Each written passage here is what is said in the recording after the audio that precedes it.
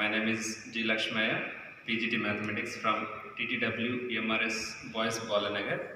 So today I would like to bring to one thing that is about STEPapp.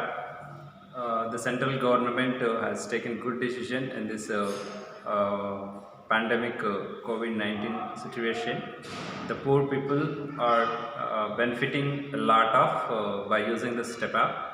Our children are using the STEPapp and they are gaining the knowledge by using this. And it's a very good program providing by the government team, STEPapp team, who involved to providing such a wonderful material to the rural area students. Those are not available here.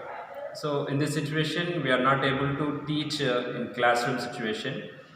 It's converted into the smart e-learning. Our children are also habituated to and learning how to use the STEPapp. And by using STEPapp, they are solving the problems in maths, bioscience, physics. They are asking sometimes doubts. And our team, STEPapp team, is also work a lot and they are giving good suggestions and they are responding immediately.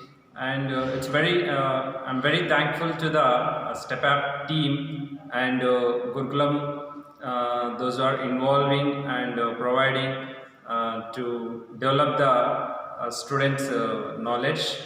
So thank you very much.